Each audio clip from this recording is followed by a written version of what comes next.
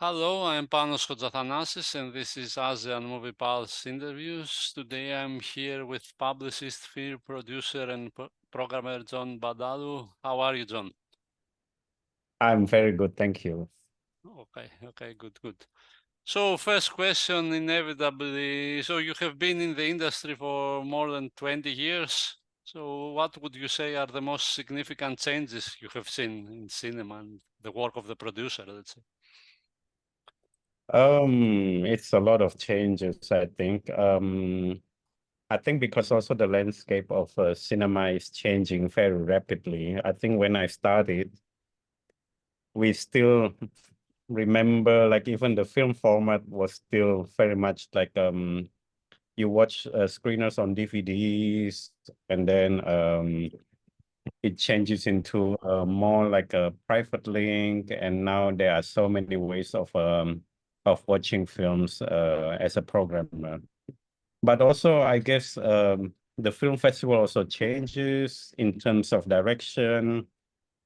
The the staff, the programmers are also changing. So every festival seems to change or shifting from one to another. So it's all different focus, different countries, different continents. So I guess, yeah, it's never stayed the same. So that's why it's very dynamic in my opinion.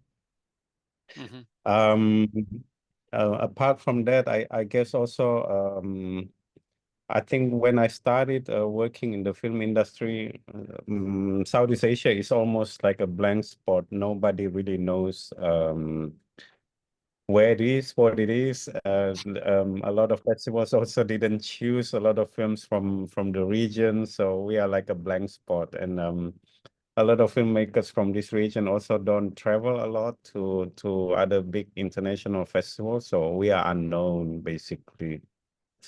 So yeah, now fast forward to more than 20 years later, I think we are more or less much on the very hot spot, let's say, because a lot of audience uh, coming, a lot of also focus in some festivals. And it seems like, yeah, there are more people in the film industry coming from this region. So yeah, overall, I think it's a very dynamic situation, and it's always exciting, but at the same time, also it's overwhelming because it's becoming bigger and bigger. Mm-hmm. Okay. So, and you have been delegate and programmer for a number of European film festivals like Berlin, Tallinn, and Sheffield Dogfest. And I'm wondering, what kind of films would you say that European film festivals are searching for in Asia, in South and Southeast Asia, let's say? I guess especially big festival always try to find a new form or new language of films that they want to see, and also new voice. And because Southeast Asia is very rapid in terms of production. Suddenly we produce so many films, more than any other countries in Europe, for example, because I think maybe also because the budget is cheaper, so we can produce more. But at the same time, I think all these European film festival, in a way, they are looking for something that they haven't seen before. And because we've been a long time like a blank spot, so suddenly for them it's something new to discover. I guess because most European before are focusing mostly on East Asia, like Japan, Hong Kong, China, Taiwan, and Korea. So suddenly there are parts of other Asia that for them is a new territory to discover. So I guess that makes it exciting. I think Rotterdam started to support a lot of Southeast Asian films by giving development funds from Hubert Bowles. So at one point in the early 2000, there's always some Southeast Asian films got the grant, and I think that's how it started to. We got some recognition, let's say.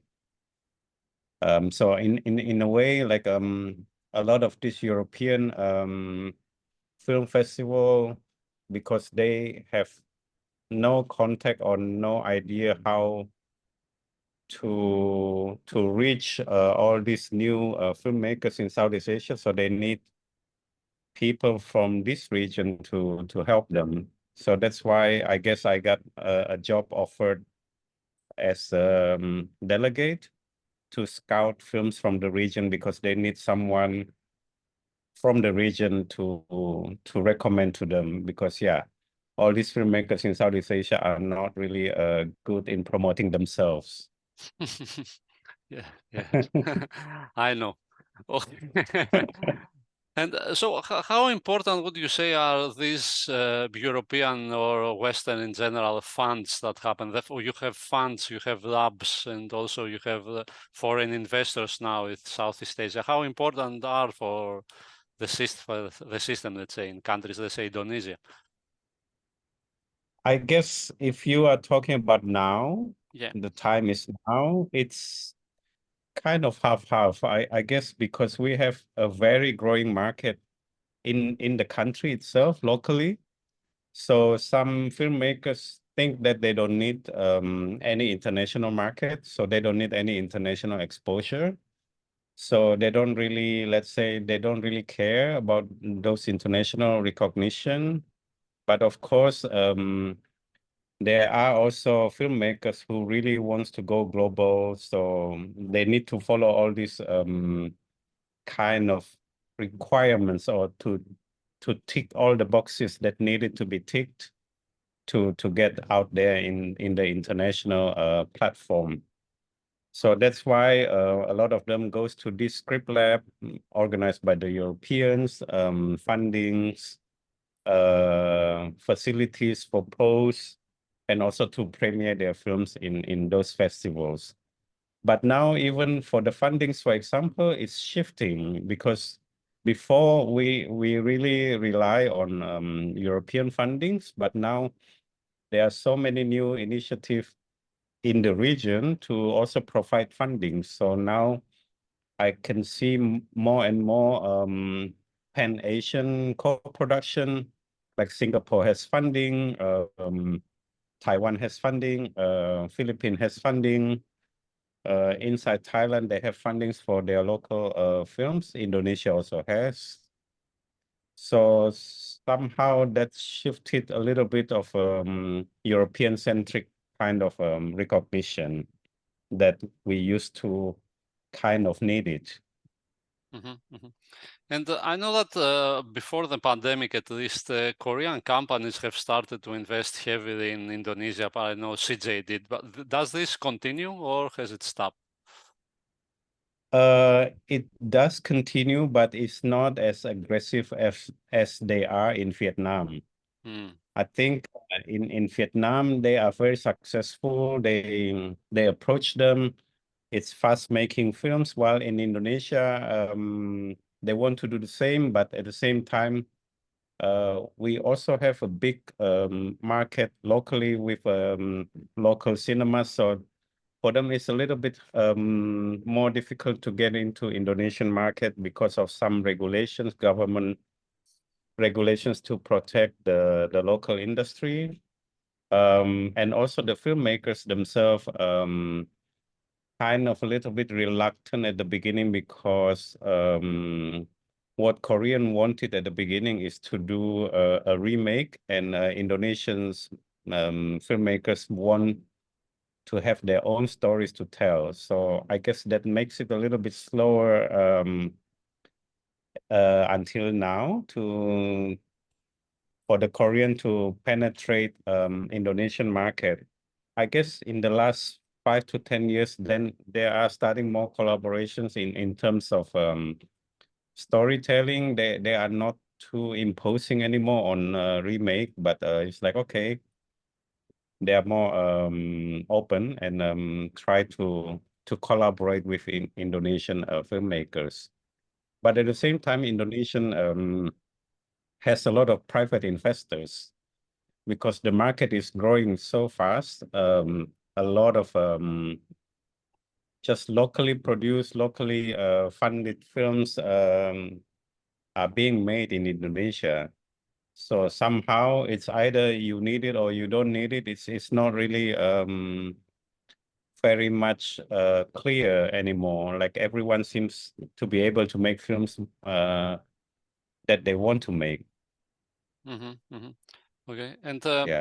what is the situation with censorship in movies in Indonesia? I know that it has relaxed during the last decade, let's say, but it is still problematic. How is the situation now? It's really case by case, I can say. In general, they are very relaxed with foreign films. They are more strict on local films, I suppose. But at the same time, also, I think the censorship is not as strict as Malaysia or Singapore, for example. I think we are quite okay. I mean, almost all the films pass the censorship unless it's very sensitive topics, for example, like politics. That is, I think, the main concern of the government. But apart from that, like violence, like other usually sensitive material are okay with our censorship. And for film festival also, they even have a different standard. So it's more relaxed, I can say, compared to Malaysia or Singapore. Like for example, the film Babylon passed the censorship. Of course, there are some scene that needs to be cut out, but in general, we can still watch those kind of films in cinemas. And would you say that it helps with the censorship having a producer that knows what he's doing in Indonesia, or? Well, our censorship is very unique. It always consists of different people from different, let's say, different representatives. So usually they will have someone from each religion. We have 5 legal religions, so they will have the representative of someone from the Islamic group. They will have someone from the Catholic group.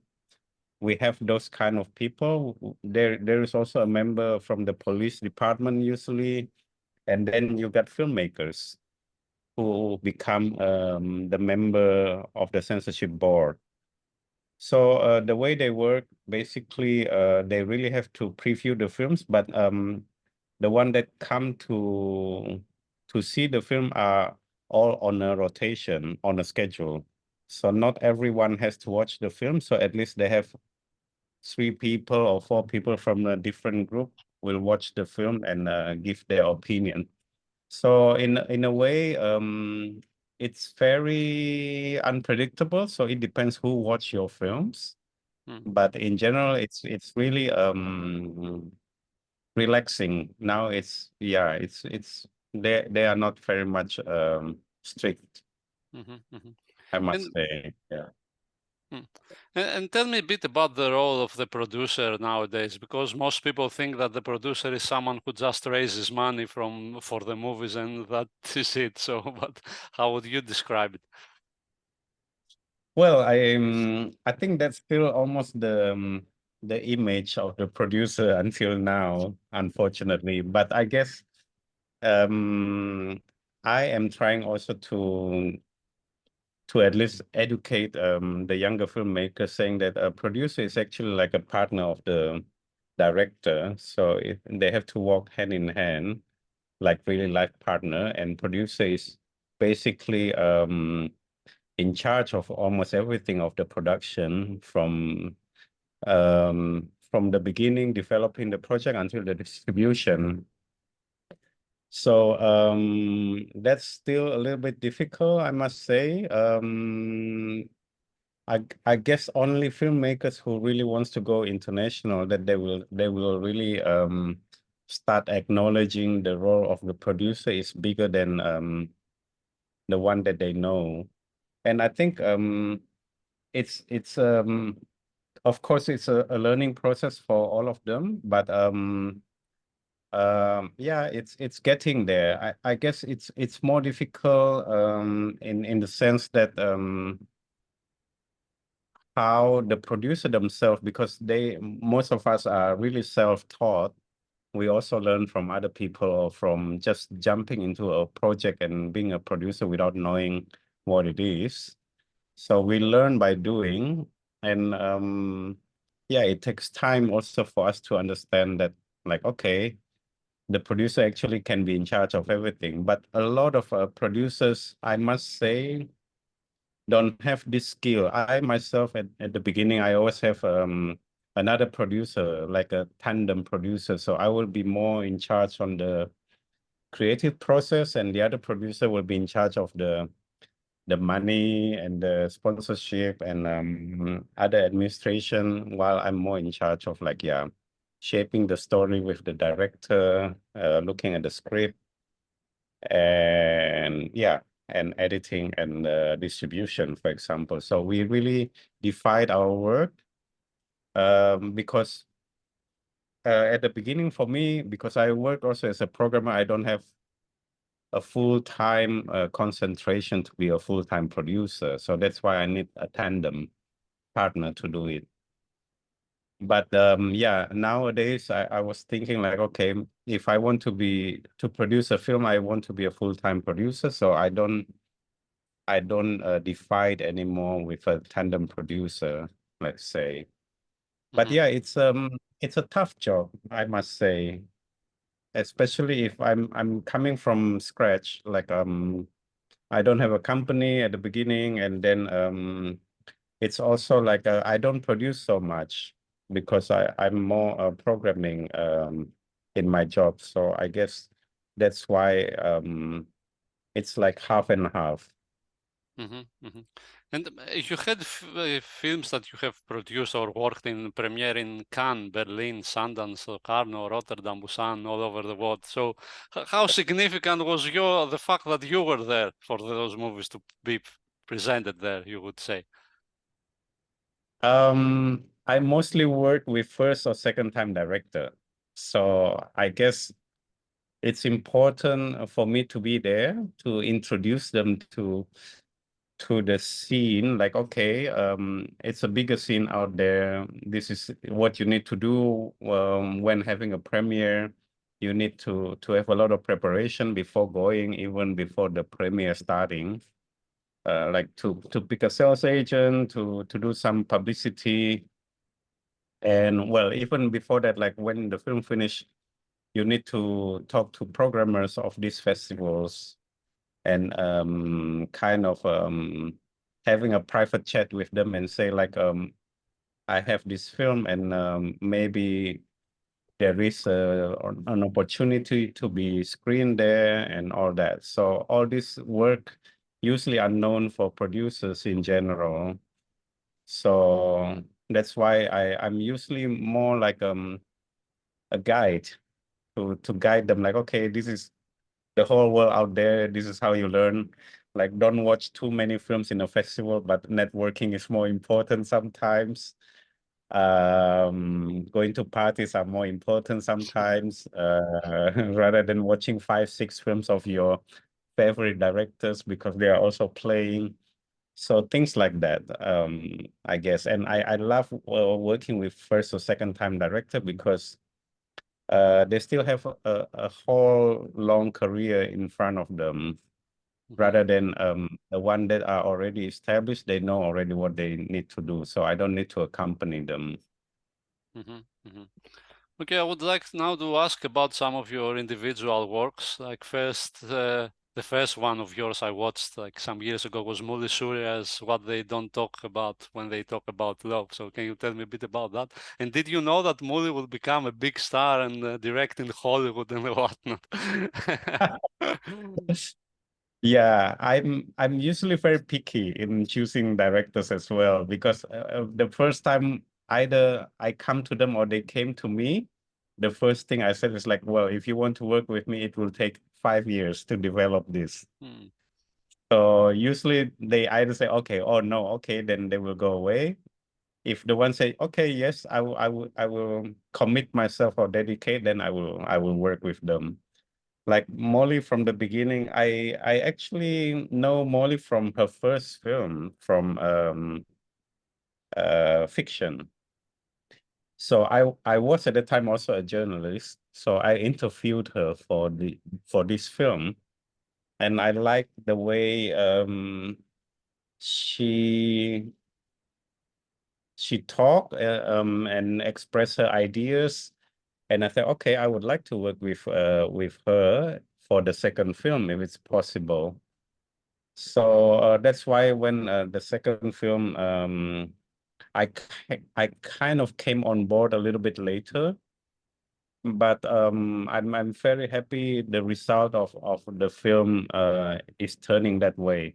But I never thought that she became very big just with the third film. I thought it will take another 2 or 3 films before she became big. But I guess what they don't talk about when they talk about Love is her first really international breakout, to be known by people because it was the first Indonesian feature film completed in Sundance. So that I think turned a lot of heads around like, oh, Sundance, we never really know that there will be an Indonesian film finally can go there. Mm-hmm. Mm-hmm. I broke a lot of first time like this for a lot of films. Okay, great. Great. And what about Ave Maryam? Who I know that Joko Anwar was also somewhat involved there by Robby Ertanto. Yeah. Ave Maryam, actually, I wasn't involved that much. I was a co-producer. I was actually helping shaping the script at the beginning before Robbie wanted to shoot it. But I guess it was too late because also he came to me very late. He was just about to shoot in 2 days, and he showed me the script and like asked me to help. So I was like, oh, this is really, I don't like to do this because I usually take time to build first the chemistry with the director and build together the film. So I said I can just really help to improve the script. But apart from that, I also help only at the end for the distribution, I Mm-hmm. guess, because because it wasn't really planned from the beginning. It was more like yeah, he was asking for help. Mm-hmm. Um, so it wasn't really a project that I chose or to develop together for a long time. Mm-hmm. Yeah. And what about Basri and Salma? Which I guess you were more involved in that. Yeah.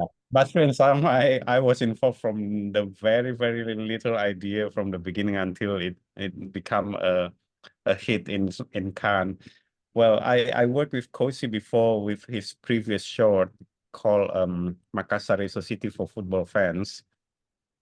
We were from the same hometown, so that's why we spoke the same language. So it's easier for me to read the script in the local language as well. And I I mean I can relate very easily and resonate what Khozy wants to say. So we worked together very well with Makassar is a City for Football Fans. It went to Sundance as well. So after that, he has another idea to do this Basri and Salma. So the initial idea was very different from the turnout of the film in the end. So we worked together on the script. It took us 1 year just to do a script for a short film, which is amazingly patient for Kosi to wait for 1 year. He was a bit frustrated also. He wants to shoot it very quickly. But I said, no, the script is still not good. We need to find, a few element and twists to make it even stronger. So that's why it keeps going back and forth for a long time. And yeah, I did help with the script. I was there for the shoot. I was there for the editing. I was there to submit to make a strategy for the film to which festival that maybe we should premiere. And then I guess because I'm a programmer, so I kind of know if a film is strong enough or not strong enough. So that's why I think that's the advantage of me working as a programmer. So then I can have a better strategy for festivals. And then yes, and then also to choose the sales agent for that film, it was basically me offering to Khozy like this agent is like this agent is like that. We can talk about it. We can, so every decision is really made by the two of us. And Yeah. the film visually is very impressive, like the lighting, the coloring, the cinematography. Would you say that nowadays this is a very important aspect of films, that they need to have that in order to move abroad, let's say? I think that's really not the main important aspect of a film. I think it's more the issue usually is more important. Sometimes there are filmmakers who don't have a lot of money to do the film more properly in terms of grading and sound. But we can see that it's a strong film, so we usually disregard all these technicalities later. But more to choose film from really the core issue and the way it was presented in general. Like Briante Mendoza's film are never really, for example, with a big budget. So, but it's always has a strong issue. Same with Lab Diaz, for example. So, but we know they are brilliant, they are genius in making films. So that's why that aspect is more important. But for Basri and Salma, Khozy really wants this very cheerful and colorful world of this couple.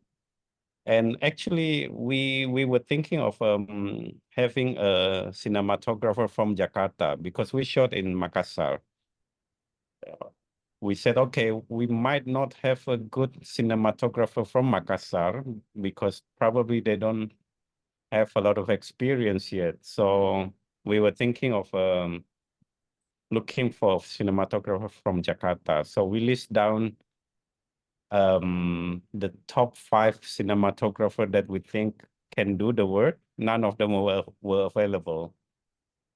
So we thought, okay, we'll do it with a local cinematographer, but let's try to find the best grading place to do it.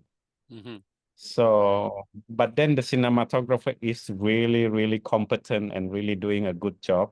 We were really happy with the result. And then we also got funding from Singapore Film Festival to do the grading in Bangkok in white light. So that's why the color suddenly like came alive and we were so happy with the results. Yeah. And about Lua, which I guess is your latest one. Yeah. Um, I I actually met Chief when I was pitching another project in Bangkok, Sea Peach at that time. I was already interested in the project, but she already had a producer, 2 producers even. So I wasn't really making a move. I just liked the project. I told her like, oh, this is really a nice project. But she also had a feature-length project with almost the same kind of a story. So over the years, I think I bumped into her again in another platform. I said, how is your project? How is it going? He said, well, it's not moving anywhere. I said, oh, what went wrong? He said, oh, the producer left, the 2 of them during COVID. So basically she was looking for a producer and I said, okay, I said, okay, maybe we can work together, but also because I want to get involved in everything with this project. So I said, okay, it will take, yeah, another 5 years maybe if you are patient enough. So she said, okay. I'm really want she really want to work also properly like that. So that's how we started doing a short first as a test if we can work together. And it actually went very well. I really loved the result. We still haven't got any festival to premiere the film. We got really shortlisted by Cannes until the very last round, and we didn't get in. And I well, I know the programmers in Cannes. I said, why it didn't get in? So they said, okay, you just got a film last year. You can't be in 2 years in a row to get in. No, but that's not really the case. But they really said, oh, they really discussed about the film, but yeah, it didn't really make it until the big 11 films. But Mhm. yeah, that's the reality. So we are still now looking for a festival to premiere, but also bef before this, because that film was already kind of half made before I joined. So she already submitted to some festivals before I knew it, which is a rough cut, and in the end we changed a lot in the film as well, and we reshoot some. So, but we lost some chances because it was already submitted in the past. Mm-hmm, Yeah. mm-hmm. Okay, okay. And would you say that to make short filmmaking makes financial sense? Can you get your money back, or it's just an investment for the future, something bigger future? Um, it really depends on the film, and then it really depends where it premiered, for example. But also because I'm mostly working for first or second time director, it's more for them also to prove themselves that they can make a feature out of it. So it's more a ground to exercise rather than to make money. Um, but yeah, I'm involved in a lot of shorts in the last 3 years because of this. And I wasn't really looking for money because I really want all these new talents to really start exercising, for example, to make some really good shorts. Like apart from Khozy, I actually produced a Trong Minh Kui's short that was in Berlin. Mm-hmm, mm-hmm, The Man Who Waits. Before now, he has a feature in Cannes as well.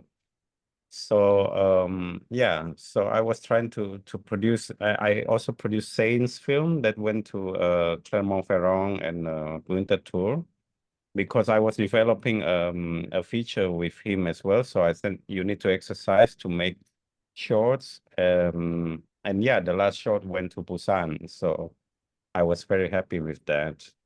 mm-hmm, mm-hmm, So yeah, in general, I wasn't looking for money, but for example, Basri and Salma made money. It had a lot of distribution. It won a lot of prizes. The Men Who Wait also got some distribution. So yeah, we were quite happy with that. mm-hmm. Okay, okay, good, good. And the Uh, last question, I guess, what are you working on next? Maybe we can refer to some of the dozens of projects that you probably have up and coming. Not really. I'm kind of feel like because it takes 5 to 7 years to do a feature.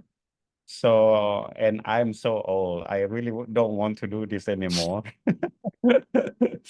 Because by the time I finish one film, I will be almost 60 in the end. And so I guess a lot of all this script lab and project market and all that, and they probably prefer younger and fresher face rather than me, like a senior producer, to have another project in their slot. But well, I'm producing Cheese feature film. But we are still in the very early stage with the script. Apart from that, I have two shorts also that I'm working on. So far that's it. I'm kind of wanting to do something more like workshops locally, Mhm, because now I'm working for an organization in Indonesia who would travel to 10 different provinces in a year to do workshops for young filmmakers. So I'm doing that to because I think we also need to to go to places that they don't have facilities or mentors to do it. So for me to keep the younger generation to be ready for the next level. Mm-hmm. So I'm going down to the route and do more education rather than producing. Okay, okay. Great. I guess that's it. Thank you very much for your time. Yeah. I hope I didn't ask too many questions. No, that's fine. That's fine.